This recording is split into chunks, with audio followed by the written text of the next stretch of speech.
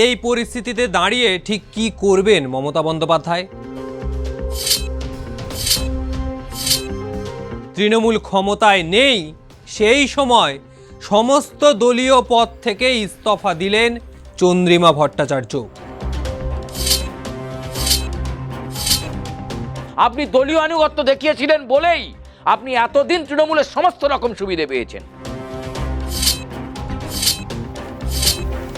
তৃণমূলের মুষল পর্ব এখনো জারি, আর এই পরিস্থিতির মধ্যে একের পর এক নেতা নেত্রীরা হাত ছাড়ছেন মমতা বন্দ্যোপাধ্যায়ের। এই পরিস্থিতিতে দাঁড়িয়ে ঠিক কি করবেন মমতা বন্দ্যোপাধ্যায়? আর আজকে সেই বিষয় নিয়েই আমাদের অ্যাকশন রিয়াকশন শুরু করছি। আজকের অ্যাকশন রিয়াকশন যে মূল বিষয়, আজকের আমাদের ফোকাস থাকবে চন্দ্রিমা ভট্টাচার্য, মমতা বন্দ্যোপাধ্যায়ের এতদিনের সৈনিক। বিভিন্ন রাজনৈতিক কর্মসূচি থেকে বিভিন্ন সমাবেশ, সভা, রোড শো সব কিছুতেই মমতা বন্দ্যোপাধ্যায়ের একেবারে পাশে দেখতে পাওয়া গেছে। আর এই পরিস্থিতিতে যখন আজ তৃণমূল ক্ষমতায় নেই, সেই সময় সমস্ত দলীয় পদ থেকে ইস্তফা দিলেন চন্দ্রিমা ভট্টাচার্য। সুব্রত বক্সির পর দলের সভাপতি করা হয়েছিল চন্দ্রিমা ভট্টাচার্যকে, এবং তারপর 1 মাসের মাথায় চন্দ্রিমা ভট্টাচার্যর এই ইস্তফা। নতুনভাবে রাজনৈতিক সমীকরণ এই সময় এক অন্য পর্যায়ে যাচ্ছে। তারপর বিধানসভায় গেলেন তিনি, এবং ঋতব্রত বন্দ্যোপাধ্যায় বা বলা যায় আসল তৃণমূল যারা রয়েছেন বা ঋত তৃণমূল, তাদের সঙ্গে বৈঠক করছেন। আর এই গোটা বিষয় নিয়ে আজকে কথা বলবো। আমাদের সঙ্গে রয়েছেন আমাদের সিনিয়র জার্নালিস্ট সুচারু মিত্র। সুচারুদা, একদিকে তৃণমূলে ব্যাপক ভাঙন দেখতে পাওয়া যাচ্ছে, আর এই ভাঙন পরিস্থিতির মধ্যে যারা এতদিনের সৈনিক তারা আজ মমতা ব্যানার্জির হাত ছেড়ে চলে যাচ্ছেন। হাতে গোনা কেবলমাত্র শোভনদেব চ্যাটার্জি, কুণাল ঘোষ, কল্যাণ ব্যানার্জি।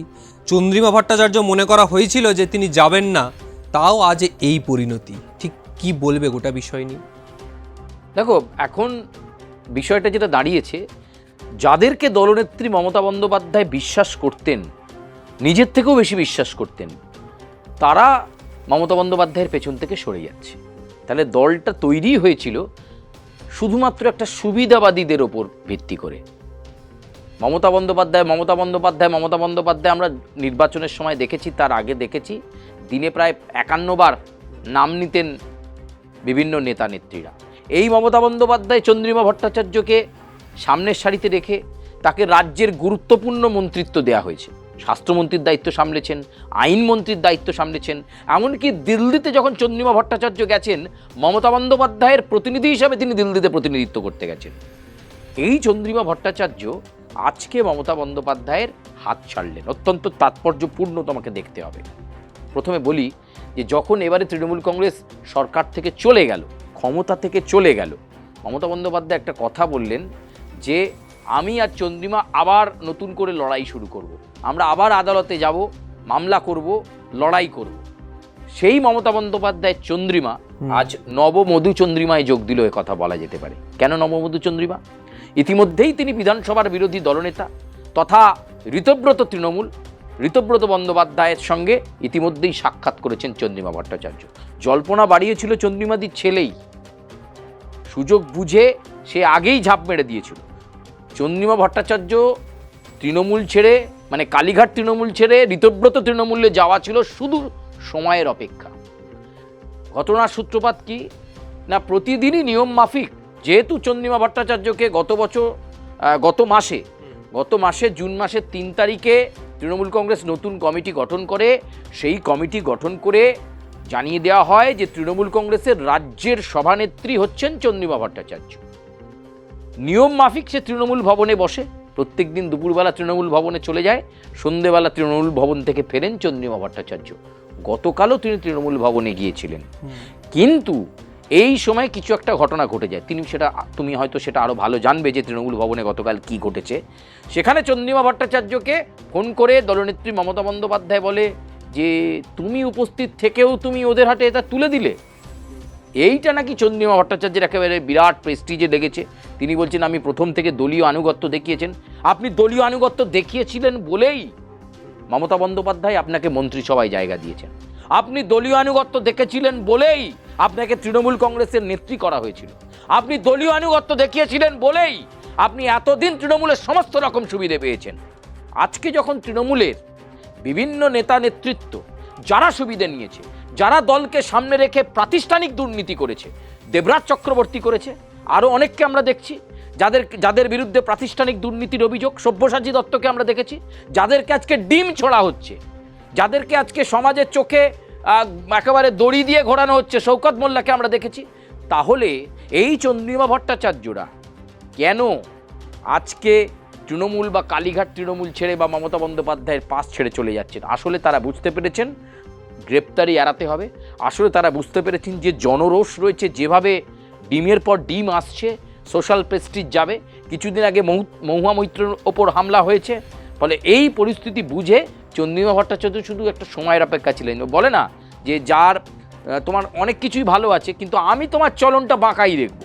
এক্ষেত্রেও শুধু একটা ইস্যু পেয়ে গেল যে মমতা বন্দ্যোপাধ্যায় ফোন করে বলেছে, চন্দ্রিমা তুমিও ওদের হাতে ওটা তুলে দিলে, ব্যাস এটাতে নাকি ওনার প্রচুর প্রেস্টিজে লেগে গেছে। এত প্রেস্টিজে লেগেছে চন্দ্রিমা ভট্টাচার্যের যে উনি একেবারে মমতা বন্দ্যোপাধ্যায়ের পাশ ছেড়ে এবার তিনি নব্য তৃণমূলে যাচ্ছেন। এবার তিনি ভালো তৃণমূল হয়ে গেলেন। তাহলে আর ডিম খেতে হবে না, গ্রেপ্তার করতে হবে না। তোমাকে মাথায় রাখতে হবে, বেলেঘাটার নির্বাচিত বিধায়ক কুণাল ঘোষ তিনি দাঁড়িয়ে বলেছেন যে হ্যাঁ ঠিক আছে, প্রাতিষ্ঠানিক দুর্নীতি হয়েছে, আমাদের দলে সবাই ভালো নেতা নয়, মেনে নিচ্ছি, কিন্তু আজকে যারা ডিম খাওয়ার ভয়ে এই আমরা আসল তৃণমূল বলে চলে যাচ্ছে, তাদের বিরুদ্ধেও বিচার বিভাগীয় তদন্ত করতে হবে। মুখ্যমন্ত্রীকে অনুরোধ করব, তাদের বিরুদ্ধে বিচার বিভাগীয় তদন্ত করতে হবে। কুণাল ঘোষ এই কথাটা বলেছেন। ফলে এই মুহূর্তে দাঁড়িয়ে তৃণমূল কংগ্রেস আরও ভাঙবে, তোমাকে আমি বলছি, আরও পরিস্থিতি বেগতিক হবে। হয়তো যে কজন মমতা বন্দ্যোপাধ্যায়ের পাশে রয়েছেন তারা কতজন থাকবেন, এখন বিশ্বাসযোগ্যতার একটা প্রশ্ন এসে গেছে। তুমি দলনেত্রী মমতা বন্দ্যোপাধ্যায়ের কোনো স্টেটমেন্ট দেখেছো? এটা ঠিক যে ভলিউমে অভিষেক বন্দ্যোপাধ্যায় কথা বলছিলেন সেই ভলিউম যে ঠিক ছিল না, তার মন্তব্য যে উস্কানির কাজ করেছে, যে কারণে সেই জনরোষের মুখে পড়তে হয়েছে, এখনও যারা তৃণমূলে আছেন সেই সমস্ত, যার বেশিরভাগ অংশই কিন্তু জেলে ঢুকে গেছে। আরও কিছু অংশ রয়েছে যাদের বিরুদ্ধে ইনভেস্টিগেশন শুরু হয়েছে বা এফআইআর শুরু হয়েছে, তারা জেলে ঢুকলো বলে তোমায় মাথায় রাখতে হবে তৎকালীন বিরোধী দলনেতা তথা পশ্চিমবঙ্গের বিরোধী দলনেতা শুভেন্দু অধিকারী তিনি কিন্তু বারবার বলেছিলেন সমস্ত লিস্ট তৈরি হচ্ছে, আমরা সরকারে এলে রাজ্যে আইনের শাসন প্রতিষ্ঠা হবে। দেখো আজকে আইনের শাসন প্রতিষ্ঠার দিন চলছে, আইনের শাসনের দিকেই কিন্তু এগোচ্ছে। এবং এক্ষেত্রে তিনি বলেছিলেন রাজ্যের সব দলকে রাজনীতি করতে দেবো, বামপন্থীদেরকেও থাকতে দেবো, কংগ্রেসকেও রাজনীতি করতে দেবো, কিন্তু তৃণমূল কংগ্রেস বলে কিছু থাকবে না। পরিস্থিতি দেখো কোথায় দাঁড়াচ্ছে। সত্যি কি তৃণমূল কংগ্রেস বলে আর কিছু আছে? এ বলছে ওটা আমার অ্যাকাউন্ট, এ বলছে আমি অথরিটি, এ বলছে তৃণমূলের অ্যাকাউন্ট আমি ব্যবহার করব, ও বলছে আমি সাইনিং অথরিটি নয়। পুরো গোটা ব্যাপারটা একটা ঘেঁটে হয়ে গেছে। চন্দ্রিমা ভট্টাচার্য দলের সভানেত্রী, চন্দ্রিমা ভট্টাচার্য অথরিটি পার্সন, চন্দ্রিমা ভট্টাচার্য দলের অ্যাকাউন্টসের সম্পর্কে বিষয়ে জানেন, সাইনিং অথরিটি। ফলে চন্দ্রিমা বুঝতে পারছেন যে দলগতভাবে যদি তৃণমূলের অ্যাকাউন্টস নিয়ে কোনো ইনভেস্টিগেশন হয়, কোনো তদন্ত হয়, সেই তদন্তে তিনি ফেসে যেতে পারেন। ফেসে গেলে তাকে গড়াতে যেতে হবে। এই কারণে তিনি অনেক ভাবনা চিন্তা করে, তিনি শুট পলিটিশিয়ান, অনেক ভাবনা চিন্তা করে তিনি হালকা একটা সুযোগের অপেক্ষায় ছিলেন। গতকাল তুমি নিশ্চয়ই খেলাটা দেখেছো, আর্জেন্টিনার ক্যাবো ভার্দে কীভাবে সুযোগ কাজে লাগাচ্ছিল। প্রায় মনে হচ্ছিল যে আর্জেন্টিনা আটকে গেল, কিন্তু শেষ মুহূর্তে এক্সট্রা টাইমের মধ্যেই আর্জেন্টিনা তাদের জয়সূচক গোলটা করলো।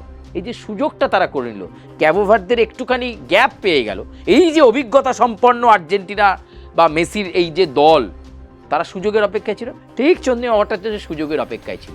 কি এমন কথা বলেছেন মমতা বন্দ্যোপাধ্যায় যে চন্দ্রিমা তুমি তৃণমূল ভবনে উপস্থিত থাকতে তোমার সামনে তুমি এই সব কিছু তুলে দিলে, এবার তুমি বলো রিক যে ঠিক কী তুলে দিয়েছেন এবং কী নিয়ে চন্দ্রিমা রেগে গেলেন?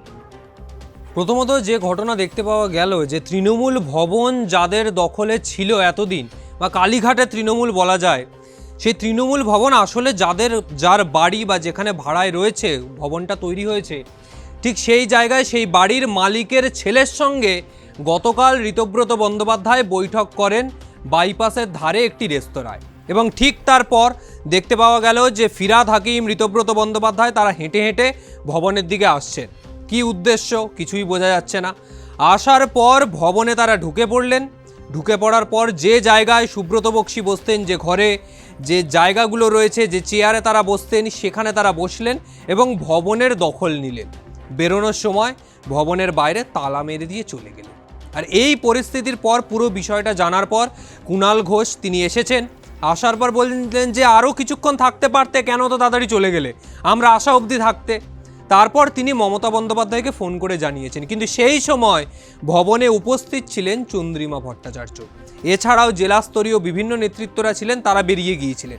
কিন্তু চন্দ্রিমা ভট্টাচার্যর উপস্থিতিতে কিভাবে ঋতব্রত বন্দ্যোপাধ্যায়, ফিরাদ হাকিম বা আরও অন্যান্য যারা রয়েছেন এই নতুন তৃণমূলে, আখরুজ্জামান চৌধুরী, তারা সকলে কিভাবে এসে এই তৃণমূল ভবনে ঢুকে সেই দখলটা নিতে পারল, সেই প্রশ্নই মমতা বন্দ্যোপাধ্যায় করলেন চন্দ্রিমা ভট্টাচার্যকে, যে তুমি উপস্থিত থাকাকালীন কিভাবে তুমি চাবিটা তাদের হাতে তুলে দিলে। তারা চাবি নিয়ে নতুন তালা কিনে এনে নতুন তালা লাগিয়ে নতুন চাবি নিয়ে চলে গেল, তুমি দাঁড়িয়ে থেকে তাহলে কি করলে? যদিও চন্দ্রিমা ভট্টাচার্য দাবি করছেন যে তিনি কিছুই জানেন না, তিনি তার ভবনে নিষ্ঠা মাফিক দলীয় আনুগত্যকে দেখিয়ে তিনি দলের কাজে নিবিড় ব্যস্ত ছিলেন।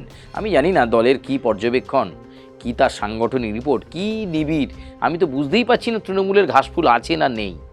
মানে এত তিনি নিবিড় কাজে ব্যস্ত ছিলেন যে ভবনে কারা ঢুকে পড়লো তিনি জানতে পারলেন না, কারা ভবনে তালাচাবি লাগিয়ে দিল তিনি জানতে পারলেন না। তিনি এখনও মিডিয়ার সামনে এই কথাই বলছেন যে তিনি আনুগত্য দেখিয়ে তৃণমূল ভবনে ছিলেন, যথাসময়ে তৃণমূল ভবনে তিনি বেরিয়েছেন সেখান থেকে। কারা এসেছে কারা গেছে তিনি নাকি জানতেন না। এ তো একেবারে ওই ধান খেতে ভেড়া ঘুরে বেড়াচ্ছিল, হঠাৎ সে বাঘকে দেখে চোখটা বন্ধ করে ভাবলো বাঘ তাকে ধরবে না। এ তো এরকম একটা কেসের মতো তিনি উদাহরণ দিলেন। আমি আবার বলবো যে তৃণমূলের থেকে যারা ছেড়ে গিয়ে নব তৃণমূলে যোগদান করেছেন, ঋতব্রত বন্দ্যোপাধ্যায় তৃণমূলে যোগদান করেছেন, তারা অপরচুনিস্ট, তারা বুঝতে পারছেন তাদের কি হবে। সেই অপরচুনিস্টের তালিকায় নবতম সংযোজন চন্দ্রিমা ভট্টাচার্য। ওই যে গতকাল এই ঘটনাগুলোর পরে তিনি আমাকে ফোনে বলেছেন যে আমি হাতে তুলে দিলাম, মানে এই কিছু এমএলএরা যারা গেছিলেন তাদের হাতে আমি ভবনটা তুলে দিলাম। তো আমি ভবন তুলে দেবার কি, আমি তো জানি না, তারা আমার ঘরেই আসেনি, তাদের সাথে আমার দেখাও হয়নি, আমি বেরিয়ে গেছি, তারপরে তারা ওই ঘরে ঢুকেছে। সুতরাং আমার কাছে ভবন তুলে দেবার কোনো ব্যাপার নেই। সেটাইতেই তো আমি মর্মাহত হয়েছি, বেদনাহত হয়েছি যে আমার বিশ্বাসযোগ্যতা প্রশ্ন চিহ্নের মুখে। হয়তো আমার ব্যর্থতা, আমার কোনো অভিযোগ নেই, তাই জন্যই তো আমি পদত্যাগ করেছি। আমি যেটা বলতে চাইছি সেটা হচ্ছে আমি জেনেছি, আমি জানি বাজেটের কথা খানিকক্ষণ আগে, জনতা যখন জানে তার খানিকক্ষণ আগে আমি জানি। প্রেস থেকে নিয়ে যখন সিকিউরিটি দিয়ে পৌঁছে দেওয়া হয় মন্ত্রীর বাড়ি, সেই আধিকারিকরা সেই দায়িত্ব পালন করে প্রেস থেকে নিয়ে এসে সারা রাত্রির হয়, আপনারা জানেন ছাপাটা সারা রাত্রির হয়, তার কারণ এটার অনেক সিক্রেসি বজায় রাখতে হয়।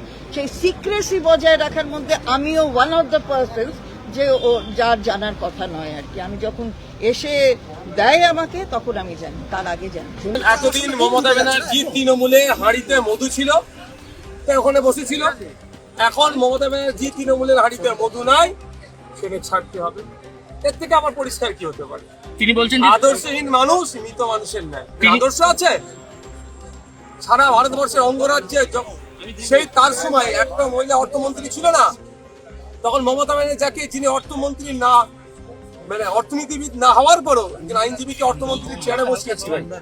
আমি মমতা ব্যানার্জির চরম বিরোধী, তার আমি চরম সমালোচনা করি, কিন্তু তার কাছ থেকে যারা প্রিভিলেজ নিয়ে আজকে এইগুলো তার সাথে আচরণ করছে, তারা আমার নজরে আদর্শচ্যুত, আদর্শহীন। তিনি বলছেন যে তিনি একেবারে যেদিনকে মানে বাজেট পেশ হতো সেই সকাল পর্যন্ত তার কাছে কোনো খবর থাকতো না, তিনি খালি বাজেট পেশ করতেন। এতক্ষণ মনে পড়ছে তার তখনই ছেড়ে দিতে পারতো তো, কিন্তু একাধিক বাজেট পেশ করেছেন, একটা দুটো তো বাজেট পেশ করেননি, তখন ছেড়ে দিতে পারতো। ও ক্ষমতা হস্তান্তর হওয়ার পরে মনে পড়ছে কথাগুলো না, তাকে ফাংশনিং করতে দিত না, তিনি নাম কাওয়াস্তে মন্ত্রী ছিলেন, এসবগুলো এখন মনে পড়ছে ফায়দা নেওয়ার জন্য। তবে একটা কথা বলবো, বাংলার মানুষ দেখছে যে একটা জায়গা শেষ করেছে আর একটা জায়গা শেষ করে দিয়েছে, বাংলার মানুষকে 15 বছর পিছিয়েছে, সরকারি কর্মচারীদের ডিএটা মেরেছে তো এরাই। नहीं ममता बनर्जी का झटका नहीं है। ममता बनर्जी को पता है कि मतलब ये झटका समय उसको दे देगा। झटका तो मिल गया 2026 में जो विधानसभा इलेक्शन है उसके रिजल्ट से उनको झटका मिल गया। शोषण जिस तरीके से वो लोग कर रहे थे, लोगों को जिस तरीके से पेनफुल जिंदगी वो लोग थोप रहे थे, ये गणतंत्र ध्वस्त जिस तरीके से हो रहा था, तो इसका नतीजा तो यही होना चाहिए। तो बस पहले वो प्रेस मीट पे आते थे, अभी वो फेसबुक पे आ रहे हैं, इसके बाद शायद वो यूट्यूबर भी बन जाएंगे, ये उनकी मर्जी है। नहीं, पहले से ही टीएमसी वर्सेस टीएमसी, एक दूसरे को गाली बकना, एक दूसरे को असम्मानित करना, एक दूसरे का जान ले लेना, ये तो इन लोगों का परंपरा था। इसमें विचलित होने का तो बात नहीं। और ये सब कुछ ममता बनर्जी ने ही सिखाया कि मतलब जिनसे आपको सहायता मिले उससे दूर भाग जाओ, उसके उपकार भूल जाओ, ये परंपरा तो उन्होंने ही सिखाई। और उनके पार्टी का बाकी जो लीडर्स हैं वही ममता बनर्जी का पुराना परंपरा फॉलो कर रहे हैं। এবং আজকেই তার জন্য কাউকে পদত্যাগ করতে হলো, আসল ঘটনা তা নয়। উনি অনেক দিন ধরেই আমাকে বলছিলেন পদত্যাগ করবেন, কারণ ওনার ছেলে গিয়ে অলরেডি হাত মিলিয়েছেন। আমার তার জন্য কিছু বলার নেই, ভালো বুঝেছে হাত মিলিয়েছে, তাদের লাগেজ ব্যাগেজ থাকতে পারে, কিন্তু আমি তো হাত মেলাবো না। আপনারা একজন কোথায় গেলেন কি না গেলেন, I don't care, I ignore all of you. কারণ আমি নেতা চাই না, আমি কর্মী চাই। আমি সাধারণ মানুষের ভালোবাসা থেকে যেন বঞ্চিত না হই, আমার কারো বিরুদ্ধে কোনো ক্ষোভ বা কোনো দুঃখ নেই। এবং মনে রাখবেন আর একটা কথা, আমি কিন্তু কখনো যেমন উতলাও হই না, আমি কিন্তু হাসি মুখে যে কোনো সংকট কাটিয়ে যাবার লোক। কারণ ছাত্র রাজনীতিতে আমার হাতে খড়ি এবং সংগ্রাম করাটাই আমার জীবন। একদমই, বাংলার রাজনীতি কিন্তু আজকে এই পর্যায়ে পৌঁছেছে। ভারতীয় জনতা পার্টির সরকার বাংলায় ক্ষমতায় এসছে এবং যে কথা বারবার বলা হচ্ছে যে তাদের হানিমুন পিরিয়ড চলছে এখন, কিন্তু নতুন তৃণমূলেও মধুচন্দ্রিমা, সেটা কিন্তু একেবারে স্পষ্ট হয়ে গেল। ফলে আরও বিভিন্ন সময় অ্যাকশন রিয়াকশন নিয়ে প্রতি মুহূর্তে আমরা আসব। নতুন তৃণমূল পুরনো তৃণমূলের থেকে কতটা এগিয়ে খেলছে বা কাদের আনুগত্যে আজকে তাদের এত দাপট, সে সমস্ত কিছুই কিন্তু প্রকাশ্যে আসবে আস্তে আস্তে। ফলে আজকের মতো বিদায় নিচ্ছি। ভিডিওটা ভালো লাগলে অবশ্যই লাইক কমেন্ট করুন, চ্যানেলটি সাবস্ক্রাইব করুন, আপনার মতামত জানান। আগামী সময় আর কোন কোন বিষয়ে আপনারা অ্যাকশন রিয়াকশন দেখতে চাইছেন অবশ্যই জানাবেন। নমস্কার।